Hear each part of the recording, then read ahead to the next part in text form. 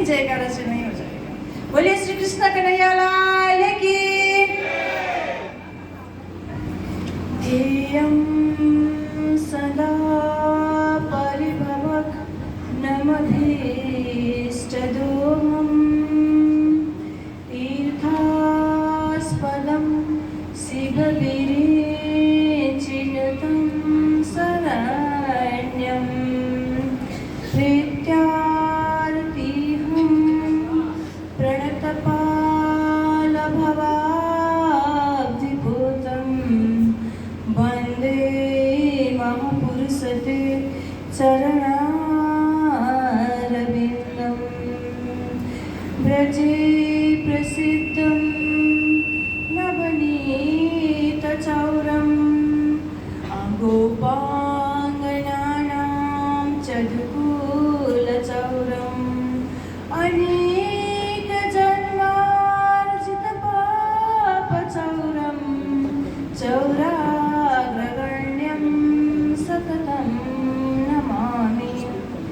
वसुदेवसुतं देवं कंसचारुणमर्दनं देवकी परमानन्दं कृष्ण वन्दे जगद्गुरुं ज्ञानमूलं गुरुर्मूर्तिं पूजमूलं गुरुर्पदं मन्त्रमूलं गुरुर्वाक्यं मोक्षमूलं गुरुर्कृपा गुरुर्ब्रह्मा गुरुर्विष्णु गुरुदेवो महेश्वरः गुरु साक्षात् परब्रह्म तस्मै श्री गुरवे नमः।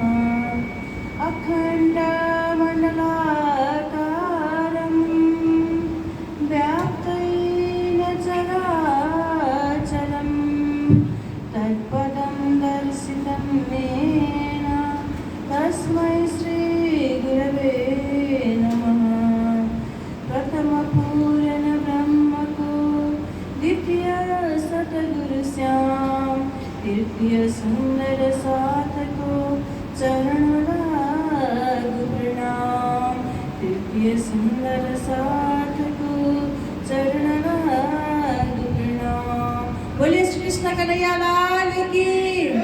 सतगुरु महाराज की। धाम के धनी की। प्राणनाथ प्यारे की। महारानी बाईजुराज की। तीनों धाम की। शुद्ध सनातन हिंदू धर्म की। कृष्ण प्रणामी धर्म की। गौ माता की। भारत माता की। श्रीमद् भागवत महापुराण की।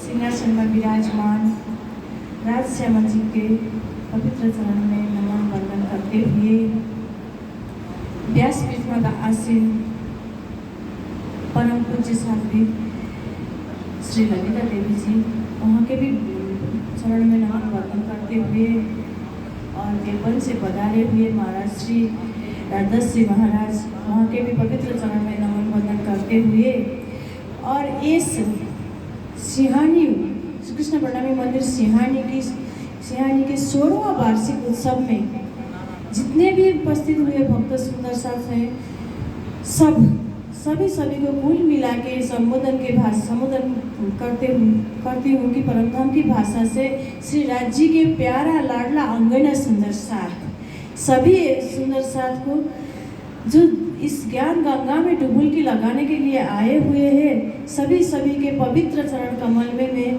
मंगल प्रेम प्रणाम अर्पण करना चाहती हूँ। स्वीकार कीजिए मंगल प्रेम प्रणाम। प्रणाम जी।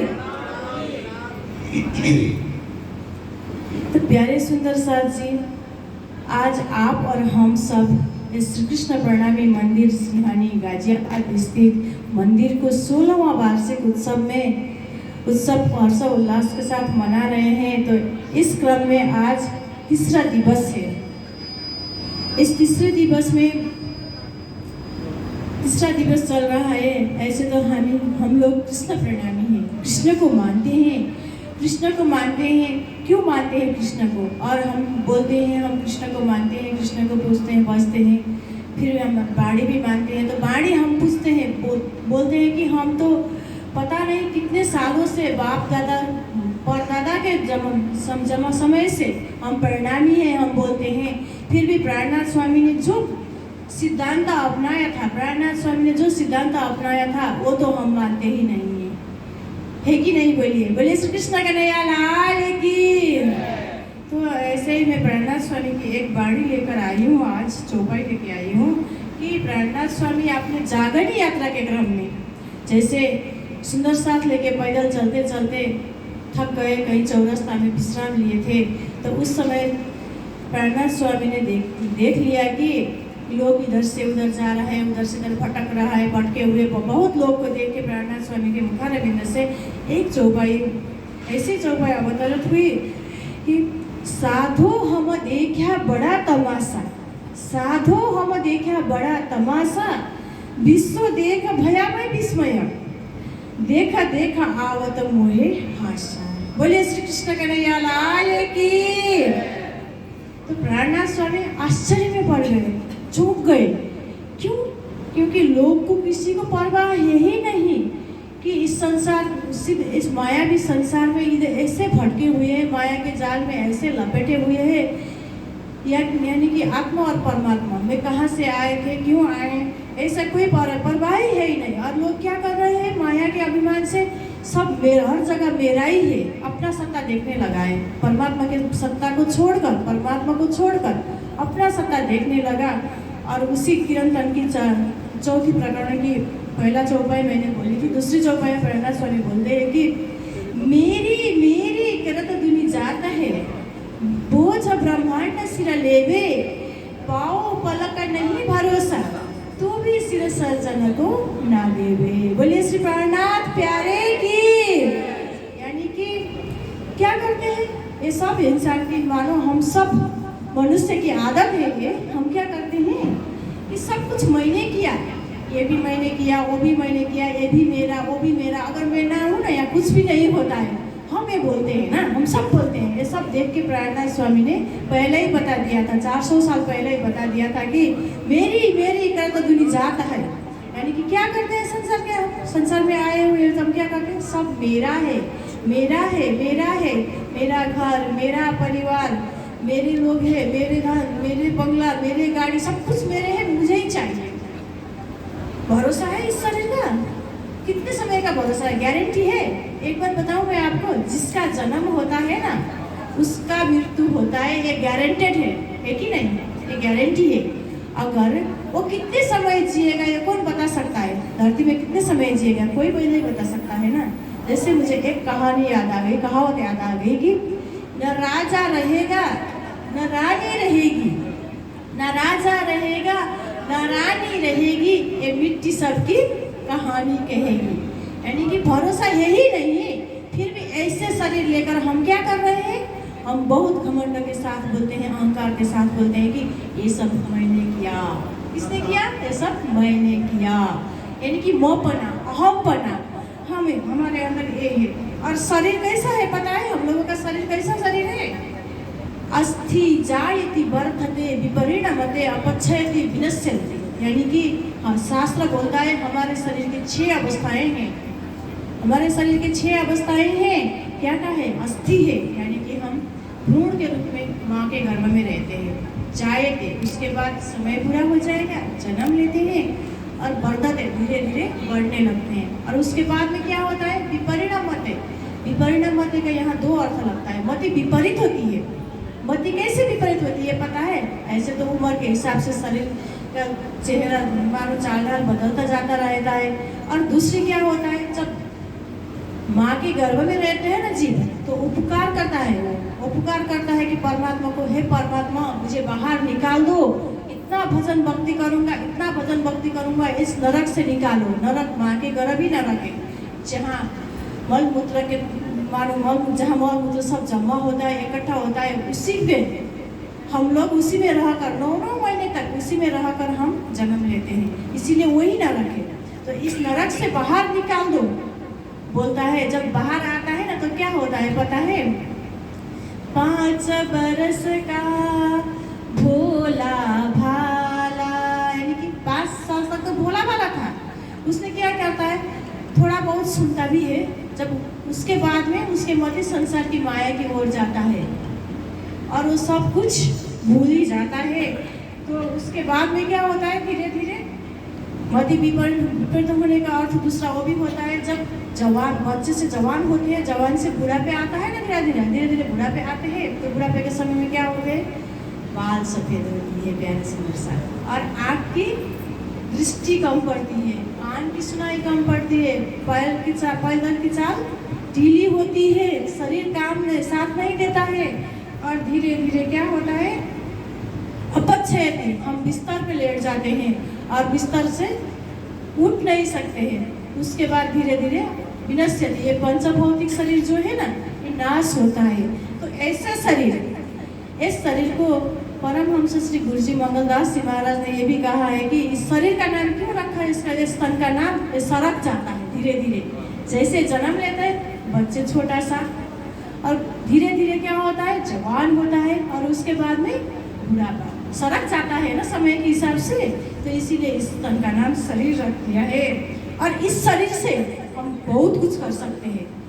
इसके लिए क्या करना पड़ता है, इस शरीर से हम सब कुछ पा सकते हैं। इस शरीर के लिए, इस तन के लिए स्वर्ग के देवी देवता भी लालयित होते हैं। इस शरीर से क्या करना पड़ता है पता है, सेवा करना पड़ता है।